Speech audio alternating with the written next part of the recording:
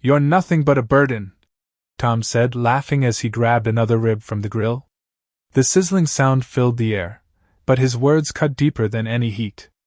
I stood frozen, my hands trembling as I adjusted my glasses, trying to make sense of the laughter and the coldness in his eyes.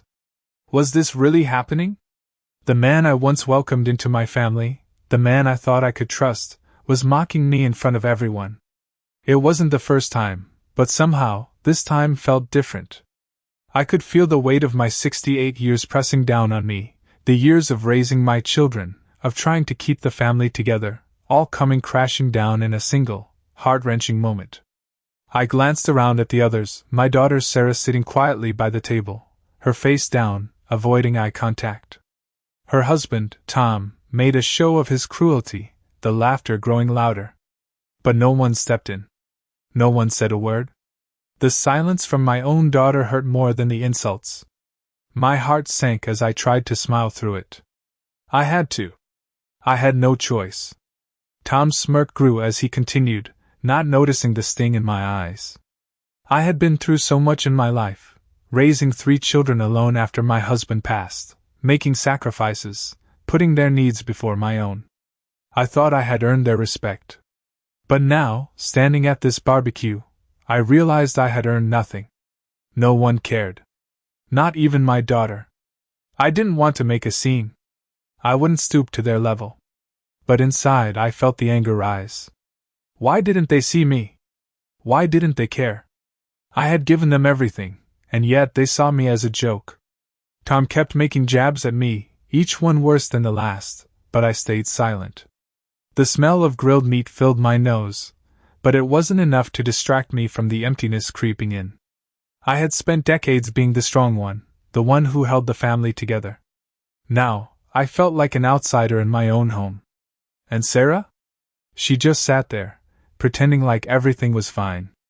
Was it her way of saying she was ashamed of me too? I felt the tears welling up, but I refused to let them fall. Instead, I excused myself quietly and walked inside. I needed a moment, away from the laughter and the mockery. But as I closed the door behind me, a figure appeared in the hallway. It was George, Tom's father. I had barely noticed him standing in the doorway, but now he was watching me. His face was pale, his brow furrowed with concern. For a second, I thought I saw something in his eyes, guilt, maybe, or pity. He had seen the whole thing. He had seen how his son treated me. And for the first time that evening, I didn't feel so alone. George stepped closer, his voice low. "Sarah," he said quietly, "I don't know what's been going on between you two, but I know one thing. I won't stand for it." My heart skipped a beat. Did he actually care? Did he finally see me for who I was? Or was this just another empty gesture? The years of being dismissed, of being invisible, made it hard to trust anyone anymore. But for some reason, in that moment, I believed him. I swallowed hard, trying to hold myself together. "Thank you, George," I said softly. He nodded, but his face was full of regret. "It's not right," he murmured, then turned away. I watched him leave the room, his footsteps echoing in the silence. But in that moment, something inside me shifted. Maybe this wasn't the end. Maybe I didn't have to take this anymore. Maybe I was stronger than I thought. The moment George left the room, a strange calm washed over me. I stood there, staring at the closed door, listening to the soft murmur of voices from outside. My heart was still pounding, but now there was something different, something unexpected. For the first time that evening, I felt like I wasn't entirely alone. George had seen it. He had seen how Tom treated me. And for the first time in years, I wasn't just another invisible woman in this family. The way Tom had mocked me, laughed at me as though I was nothing, had left a mark that I wasn't sure would ever fade. But something had shifted. Maybe it was George's quiet words, or maybe it was just the exhaustion of trying to pretend that everything was okay when it clearly wasn't. I had spent my life being the strong one, the one who kept everything together. But what had it gotten me? What did I have to show for all those years of sacrifice? Nothing. It was as if I had given my entire life to these people, only to be cast aside when I was no longer useful. I had been a mother, a wife, a caregiver, but now, I was just an inconvenience. A burden. I walked over to the window and looked outside, the sounds of laughter and conversation from the barbecue drifting in through the screen. Tom and Sarah were still out there, probably enjoying themselves, unaware of the toll their words had taken on me. I wanted to go back out there, to confront Tom, to tell him that I wouldn't stand for it anymore. But what good would that do? It wasn't like he'd listen. I had tried to talk to him before, to tell him how his jokes hurt, but all I got in return was more mockery, more dismissiveness. It seemed like no matter what I did, I was never enough. I turned away from the window and glanced around the room. The house felt quiet, too quiet, as if the walls were closing in on me. I reached for my purse on the counter, running my fingers over the leather, a familiar comfort. But there was no comfort here. Not anymore. I had done everything for this family, and it seemed like it still wasn't enough. I thought about the years I had spent raising my children, the countless sacrifices, the late nights, the worrying over every little detail. I had always been there, always trying to make things right. But now, it felt like they didn't care. They didn't see me. And Tom? He saw me as nothing more than a punchline. I took a deep breath and glanced at the door again. I wasn't sure what I was waiting for. Part of me wanted to go back out there and pretend that everything was fine, like I always had. But the other part of me, the part that had been silenced for so long, wanted to scream, to make them all understand what they had done to me. But would they care? Would they even listen? I doubted it. I turned away from the door and walked toward the kitchen. The room felt even colder now. I looked at the refrigerator, my fingers tracing the edge of the counter as if searching for something to ground me. But there was nothing. I felt like I was floating in an endless sea of disappointment. Then I heard it, the door creaking open. It was Sarah. She stepped into the room, her expression unreadable.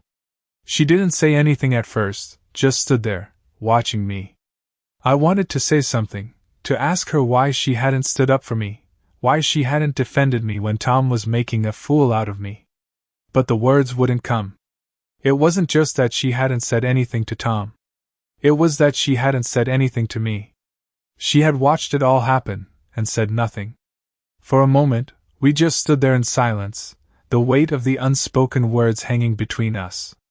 Then, finally, she spoke. Mom, I don't know what to say. Her voice was soft, almost hesitant. I don't want you to think I don't care. She trailed off, looking away. I felt a lump form in my throat, but I swallowed it down. I wasn't sure if I wanted to hear the rest of her excuse. She had been my daughter, my flesh and blood, and yet she had let him treat me like that. I couldn't shake the feeling that she had been complicit in it. It's not just about you, Sarah, I said, my voice steady but cold. It's about respect. About knowing that I've been here, giving everything for this family. And yet, here I am, treated like I'm invisible. She looked up at me then, her eyes filled with something. Regret? Guilt? I wasn't sure. But whatever it was, it didn't make the pain go away. I know, Mom. I'm sorry. Her words were empty, just like the others. I could hear the sincerity in her voice, but it wasn't enough anymore. Sorry doesn't fix this, I replied, my voice growing quieter. Sorry doesn't take away the years of feeling like I don't matter. She took a step toward me, but I held up my hand. No, Sarah. I'm tired of pretending. I've given everything for this family, and it's time for me to stop. I turned away from her, walking toward the living room. There was no point in continuing this conversation. No point in trying to explain how hurt I was. How betrayed I felt. It was clear to me now that they wouldn't understand. They had never understood. And maybe that was the hardest part, realizing that no matter what I did, they would never see me for who I truly was. The days after the barbecue were quiet. Too quiet. I spent them in a haze of confusion and hurt, replaying every moment in my mind. Each word Tom had said, each dismissive glance from Sarah, it all echoed in my head, louder than any sound I had ever heard. The anger was still there, but it was fading, replaced by something deeper. Something heavier. Disappointment. I sat by the window one afternoon, watching the sunlight filter through the blinds, casting soft shadows across the room. The house felt empty without the usual chatter of family, without the warmth of shared laughter. Even though they were just a few rooms away, it felt like a lifetime between us. I had spent so many years caring for them, giving everything I had, and this is what I was left with. A cold, empty house and a family that had abandoned me without a second thought. Sarah's apology earlier hadn't helped. It felt like nothing more than words, empty, hollow, meaningless. She had said she was sorry, but sorry for what? Sorry for not standing up for me when Tom mocked me? Sorry for not defending me? Sorry for not being the daughter I needed her to be? But the truth was, I wasn't sure she even understood what she had done. How could she? After everything that had happened, after the years of putting them first, she had just stood by and watched. I had been waiting for a sign, something to tell me that they still cared, that they still saw me as part of the family. But all I got was silence. And maybe that's the hardest part. The silence. The absence of any real connection. I couldn't keep pretending that everything was fine. I couldn't keep pretending that I was okay with being treated this way. But what was I supposed to do? I had given so much to this family, sacrificed my own needs for theirs, and now I was left with nothing but empty promises. I wasn't sure what came next. I had spent so many years being the strong one, the one who held everything together. But now I felt like I was crumbling, piece by piece. I couldn't keep living like this, pretending that I was fine when everything inside of me was breaking. I had to find a way to regain control of my life. I had to find a way to stand up for myself, to stop letting them walk all over me. But how? The question lingered in the back of my mind unanswered. I needed time to think, time to process everything that had happened. But in the silence of the house, I found myself faced with a decision. Do I keep letting them treat me like this? Or do I finally put my foot down? I stood up and walked into the living room, where the family photos hung on the walls. I stopped in front of one of them, a picture of Sarah and me from years ago, back when things were different. Back when we still had a bond. I ran my fingers over the glass, remembering the way she used to look at me, the way she used to care. It felt like a lifetime ago. How had we gotten here? How had we become strangers? I couldn't answer that question. But what I could do was make a choice. I could choose to stop being the person they walked all over. I could choose to stop letting them dictate my worth. The decision wasn't easy. It never is. But for the first time in a long time, I felt something stir inside me. A spark of defiance. A promise to myself that I wouldn't let them break me. I wasn't sure what would happen next. But I knew one thing. I wasn't going to be the same person I had been. I wasn't going to let them keep treating me like I didn't matter. It was time for me to stand up for myself. Time for me to take back my life. I spent the next few days trying to figure out what I was supposed to do. The house felt too quiet, almost suffocating. I had been so used to the noise of family gatherings, the hustle and bustle of my children and their families, but now everything felt hollow. Every corner of the house seemed to mock me with memories of better times, times when I was needed, times when I mattered. But now, everything had changed. I wasn't sure how long I could keep pretending that I was okay, that I wasn't hurting. But what choice did I have? I had no one to talk to, no one who would listen. I had been abandoned, left behind like yesterday's news. My phone remained silent. No calls, no messages, not even a simple check-in. It was as if I no longer existed in their world. I couldn't remember the last time we all sat down together without tension, without someone making a snide comment or giving me that look, the one that said I was irrelevant. As much as I hated to admit it, I knew that I had let this happen. I had let them walk all over me, let them take me for granted. But how had I gotten here? How had I gone from being the center of their lives to being nothing more than a burden? I looked at myself in the mirror that morning, my reflection staring back at me with tired eyes. My hair had grayed over the years, but it wasn't the gray hair that bothered me. It was the emptiness I saw in my face. I had always prided myself on being strong, on keeping things together, but now I felt like a shadow of the person I used to be. I felt small. I felt invisible. But there was something else, something deep inside me that had started to stir. A part of me that wasn't ready to give up. A part of me that refused to let them win. It wasn't enough just to survive anymore. I needed to take back control, to stop letting them decide my worth. It wasn't going to be easy. I knew that. But for the first time in a long time, I felt something other than despair. I felt a spark of defiance. I wasn't going to let them push me around anymore. I wasn't going to let them make me feel less than.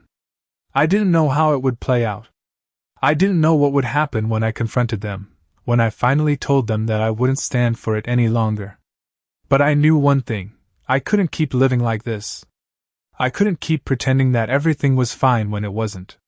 And so, I made a decision.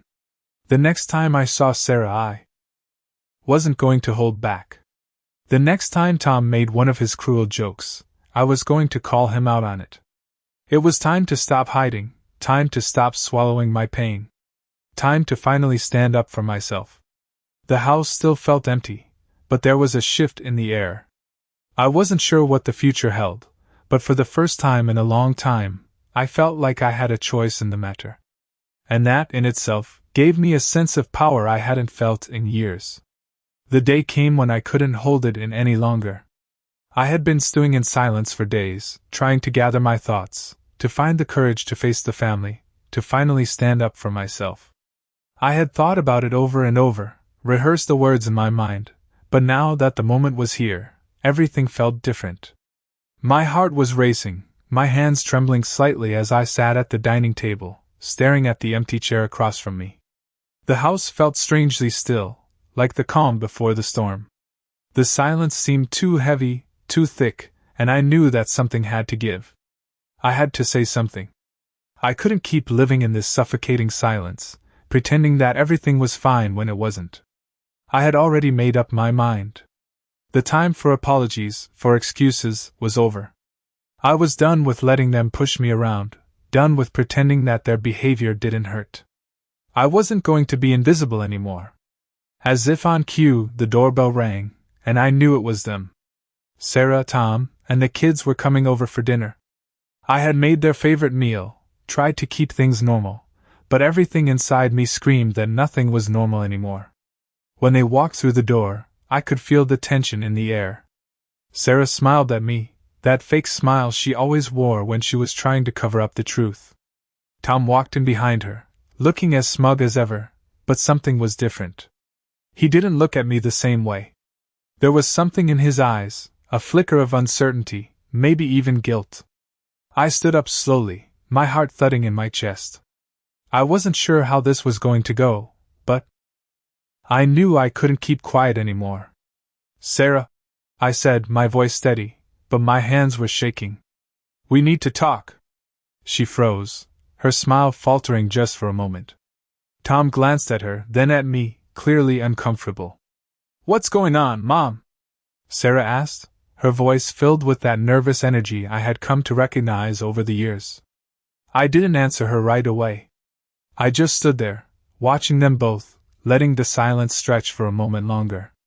"I'm tired, Sarah," I said finally, my voice low but firm. "I'm tired of pretending that everything is okay when it's not.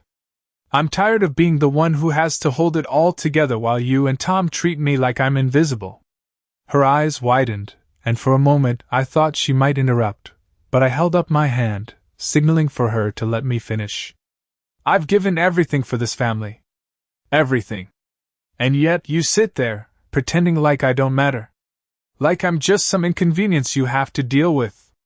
I took a deep breath, feeling the weight of my words settle in the room. "Tom," I continued, turning to face him, "you've made it clear that you think I'm a joke. You've mocked me in front of everyone, made me feel small, like I don't deserve any respect. And I've had enough." Tom opened his mouth to say something, but I wasn't finished. "You don't get to treat me like that anymore. I won't let you." The room fell silent, and for the first time in what felt like forever, I felt like I had control over the situation. I wasn't waiting for them to defend me, to apologize. I was standing up for myself. I wasn't going to let them dismiss me any longer. Sarah opened her mouth to speak, but I stopped her again. "I'm done, Sarah," I said, my voice a little softer now, but still resolute. "I've spent so many years being the strong one, the one who takes care of everything. But you don't get to walk all over me anymore. I don't need your pity. I don't need your empty apologies. I need you to see me. To understand that I'm a person, not just someone to be ignored when it's convenient." Her face crumpled slightly, and I saw a flicker of something, regret maybe, pass through her eyes. But it was too late for apologies. I had already made my decision. Tom looked at Sarah, then back at me, his expression shifting from smugness to something closer to apprehension. "Look, Sarah," he said, trying to soften his tone. "You didn't mean to hurt me?" I interrupted, shaking my head. "It doesn't matter what you meant. It matters what you've done. And I won't sit here and let you make excuses for it." I paused, letting my words sink in. "I deserve better than this. And I'm going to make sure I get it." The silence that followed felt thick, almost suffocating. But this time, it wasn't uncomfortable. This time, it felt like a victory. I didn't need them to apologize. I didn't need them to suddenly realize how much they had hurt me. What mattered was that I had finally found my voice. I had finally stood up for myself. And that was something I could be proud of. The following days after our confrontation were strangely quiet. It was as if the air in the house had thickened, and every step I took felt heavier. Sarah had been distant, avoiding eye contact, and Tom, for once, had kept his usual smirk hidden behind a mask of forced politeness. It wasn't comfortable, but it was necessary. I didn't want to be anyone's afterthought anymore. The silence was a constant reminder that things had shifted, but no one spoke about it. They didn't have to. I knew they were all walking on eggshells around me. But it wasn't just about the uncomfortable atmosphere at home. I knew deep down that something had changed in me, too. I had finally done something for myself, for the first time in years. I wasn't going to allow myself to be pushed aside anymore. I was tired of waiting for people to see me, to finally acknowledge what I had done for them, what I had sacrificed. For the first time, I realized that waiting for recognition was like waiting for a storm to pass. You could sit there all day, but nothing would change until you decided to make your own peace with it. As the days passed, I felt a strange sense of power growing inside me. I wasn't sure what to do with it yet, but I knew that it was something I could never go back from. My world had been shaken, and now, I had to figure out how to move forward. I had spent so many years being the person who cleaned up everyone else's messes, who held everything together, and now that I was no longer doing that, I realized how much of my identity had been tied to being needed. But the truth was, I didn't need anyone's approval to be okay. I didn't need to live my life based on their expectations. I was my own person, and I deserved more than to be the constant caretaker, the silent participant in my own life. I had put my life on hold for so long to take care of them, to make sure their needs were met, their lives were smooth. But when did it become okay to ignore my own needs? When did I stop being a person with desires, with dreams, and start becoming just a service to everyone else? It wasn't their fault. I had allowed it. I had let myself become the backdrop to their lives, the one they could rely on without ever having to acknowledge my own struggles, my own pain. I had always believed that family was everything. I had believed that, no matter what happened, they would always be there for me the way I had been there for them. But I was wrong. I had been asking for too long, waiting for too much. And now, I had to let go. Not of them, but of the version of myself that existed for them. It wasn't easy. The guilt lingered. Part of me still wanted to run back to them, to sweep everything under the rug, to pretend like it was all okay. But I couldn't. I knew now that I had to live my life for myself. I had to stop looking to them for validation. The realization was freeing, but it was also terrifying. I had been so used to being part of their world, being the one who kept everything running smoothly. I had never considered what it would be like without that role. But in the quiet of the house, I started to understand. The stillness wasn't my enemy. It was my opportunity to breathe, to think, to be someone other than the mother, the wife, the caretaker. It was time for me to be Sarah. Not someone else's idea of who I should be, but me. For the first time in years, I didn't feel like I was waiting for something to change. I was ready to change. And it was terrifying, but it was also exhilarating.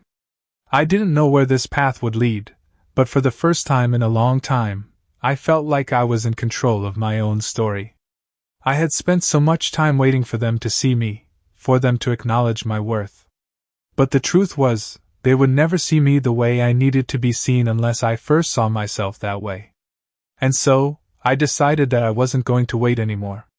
I wasn't going to wait for their approval. I wasn't going to wait for them to change. I was going to change. And in doing so, I would reclaim myself. It wasn't about getting revenge or proving anything to them. It was about finally finding peace within myself, about recognizing my own worth, and knowing that I was enough, just as I was. The next time I saw Sarah and Tom, things would be different. They might not understand at first, but I didn't need them to. I didn't need them to approve of my choices. I just needed to be true to myself. The morning after I had made my decision, the weight of it all seemed both heavier and lighter at the same time. I had finally made the choice to stop being the doormat, to stop hiding my pain behind forced smiles and silence. But there was still a knot in my stomach, a lingering doubt about how this would play out. I hadn't fully processed everything that had happened, everything that had led up to this point. It wasn't just about Tom's mockery anymore. It wasn't even just about Sarah's silence. It was about the years of living in a shadow, of shrinking myself so that they could shine. I had spent too much time thinking about their feelings, their needs, and not enough time thinking about my own. But what would happen now? Was I ready to face the consequences of standing up for myself? It was strange, but I couldn't help feeling like a part of me was waking up, like I had been asleep for far too long and was finally opening my eyes. The freedom was terrifying. The idea that I could finally make decisions for myself, without worrying about what they would think, was liberating but also foreign. I spent the next day going through the motions. The house was quiet, and for the first time in a while, I didn't feel the constant pressure to fill the silence with activity. The constant cooking, cleaning, planning, it had all been a distraction. But now I had time. Time to think. Time to breathe. I walked through the house slowly, letting my eyes settle on familiar things. The couch where we used to sit together, the pictures of the kids when they were younger, the flowers I had planted in the garden. All these little details had once brought me comfort, but now they seemed like memories of a different life, a life where I had been someone else's everything and never my own. My phone rang, pulling me from my thoughts. It was Sarah. I hesitated for a moment, unsure of what I wanted to say. She hadn't called in days. I had expected her to come over, to apologize, to try to fix things. But she hadn't. And now, here she was, calling me. "Hey, Mom." Her voice sounded tentative, unsure. "Can we talk?"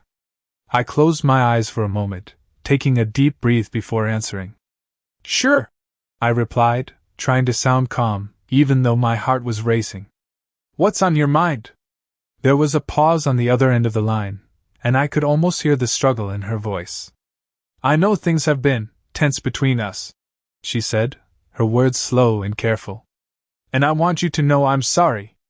I should have said something sooner. I shouldn't have let Tom treat you like that. It wasn't right." The words hit me harder than I expected. I had been waiting for an apology, but hearing it from her, hearing her finally acknowledge my pain, made something inside me shift. For so long, I had just wanted her to see me, to understand what I had been going through, to realize how much I had sacrificed for them. And now, she was finally saying it. It wasn't enough to fix everything, but it was a start. It's okay, Sarah, I said quietly, my voice steady despite the emotions rising inside me. I know you didn't want to hurt me. But you did. And that's something we have to talk about. Not just today, but going forward. I can't keep pretending that everything is fine when it's not. There was another pause, and I could hear her breathing on the other end. I understand, she said softly.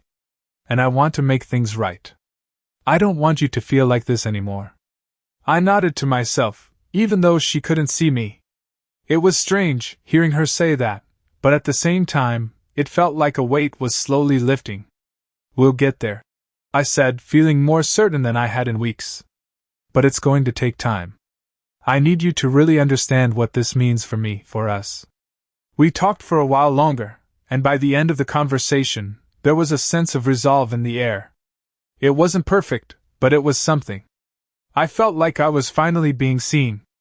And that made all the difference.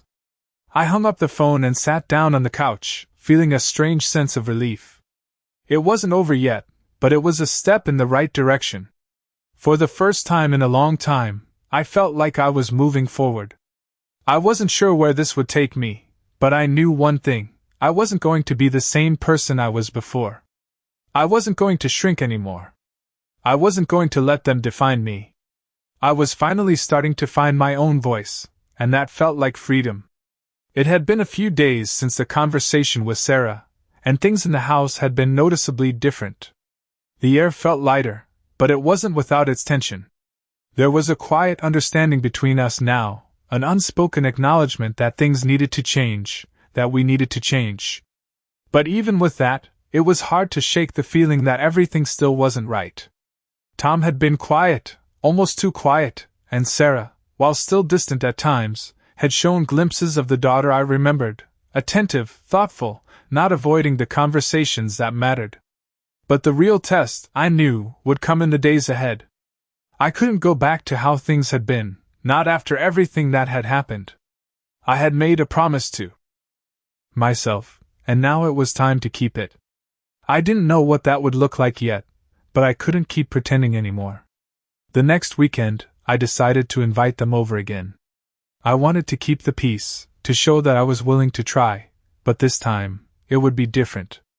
I wasn't going to be the same person I was before. I wasn't going to stand in the background and let them dictate the terms of our relationship. I wanted to have a real conversation. I wanted them to see me as someone more than just the mother who did everything for them, the one who quietly bore the weight of their expectations. They needed to understand that I had my own life too, my own needs, my own desires. When Sarah and Tom arrived, I greeted them with a smile, but this time, it wasn't forced. It wasn't the smile of a person trying to keep the peace at all costs. It was genuine. "Hey, Mom," Sarah said, as she stepped inside. She looked at me with a softness in her eyes, like she was seeing me for the first time in a long while. "I'm glad we could finally sit down and talk," she added. I nodded, my heart beating a little faster than usual. It was strange, but I felt lighter. It felt like the first time in a long time that I wasn't carrying the weight of the world on my shoulders. Tom gave a small wave, but he didn't say much. I could tell he was still processing everything that had happened, but I wasn't concerned.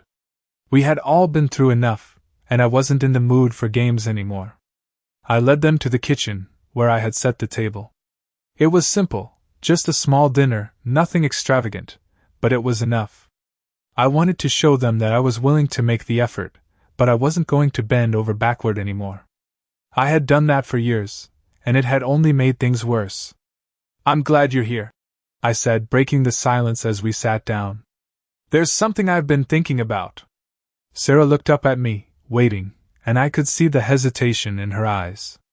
She was ready to listen, but I wasn't sure she was ready for what I was about to say. "I've been thinking about how things have been between us," I continued. "And I need you to understand something. For years, I've done everything for this family. I've put you first, every single time. But I'm not sure I can do that anymore." Tom shifted uncomfortably in his seat, but I didn't look at him. This was for Sarah, not him. I've spent my whole life making sure everyone else was okay. I put my needs aside, and I thought that was what a good mother did.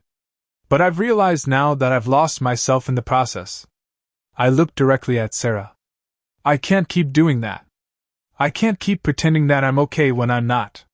She stared at me, her expression unreadable for a moment, and then something shifted in her eyes. I'm sorry, Mom, she said softly, her voice cracking a little. I never meant to make you feel like that. I see it now. I really do. And I want to do better. I want to be there for you, like you've been there for me all these years. I could feel the tension in my chest start to ease. This wasn't a perfect solution, but it was a start. I nodded slowly, my heart still heavy but lighter than it had been. I know, sweetheart. And I appreciate you saying that. But it's not just about saying sorry. It's about making changes. It's about understanding that I have my own life too. I can't keep being your emotional caretaker. I need you to be a part of my life, not just a part of yours. Tom finally spoke up. I know I've been a part of the problem, he said, his voice low. I didn't mean to hurt you, Sarah. I'm not proud of how I've treated you. I'm sorry. It wasn't the apology I had been hoping for, but it was a start. I didn't need Tom to change overnight. I didn't need him to become someone else. I just needed him to understand that his actions had consequences, and that he couldn't keep treating me like I didn't matter. We ate dinner in relative quiet after that. It wasn't awkward, just peaceful. For the first time in a long time, I felt like we were moving forward, like we could rebuild something. The road ahead wouldn't be easy, and it wouldn't happen overnight, but I felt hopeful. For the first time in years, I felt like I had a future. It wasn't just about my family anymore. It was about me too. I wasn't going to be invisible anymore. And that was enough. The weeks that followed were a mixture of progress and setbacks, but overall, there was a sense of movement, of change. I had stopped waiting for Sarah and Tom to come to me. Instead, I took control. I found new ways to fill my time, new things that made me feel alive again. I joined a local book club, something I had always wanted to do but had put off for years. I started taking long walks in the park, letting the quiet of nature wash over me. I was rediscovering parts of myself that I had forgotten existed. Slowly, Sarah and Tom began to show more consistency. Sarah would check in with me more often, not just for small talk, but because she genuinely wanted to know how I was doing. Tom, though still distant, seemed to be trying, at least more than he ever had before. I could see that the changes were hard for them, and they didn't always get it right, but there was an effort. For the first time in a long time, I didn't feel like I was begging for attention. I wasn't looking for their approval. I had learned to give myself the validation I needed.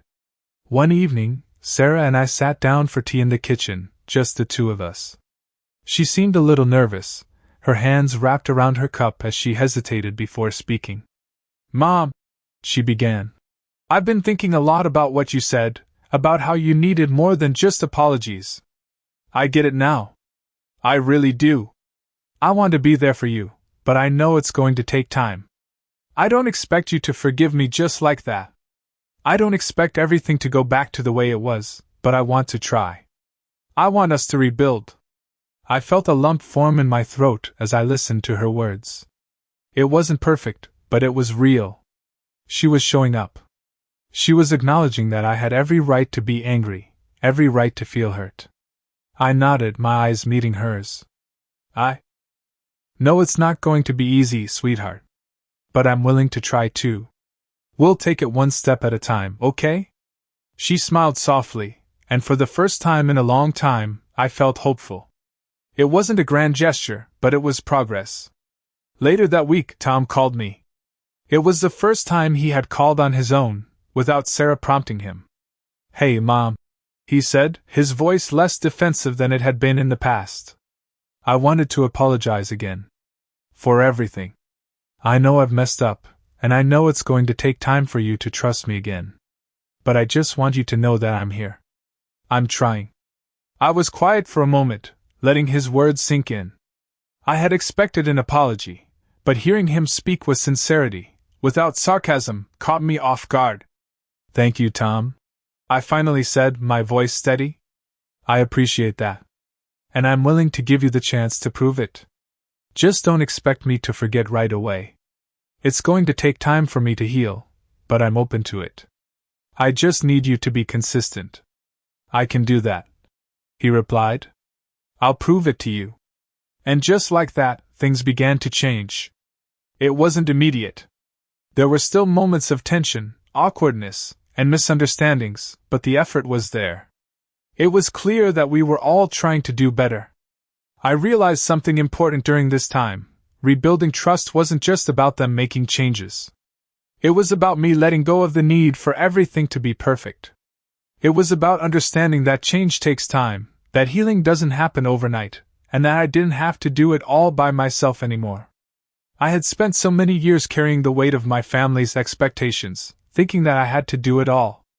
But now, I was learning to share that load, to ask for what I needed, and to let go of the guilt that came with wanting more for myself. One afternoon, as I sat on the porch with a cup of tea, I realized just how far I had come. I wasn't the same woman who had stood at that barbecue, feeling invisible, ignored, and unimportant. I had found my voice. I had found my strength. And while I wasn't perfect, while there was still work to be done, I knew that I had done the hardest part. I had taken control of my own life. I wasn't waiting for them to change anymore. I wasn't waiting for their approval. I was finally learning to live for me. And in doing so, I had started to rebuild not just my relationship with them, but my relationship with myself.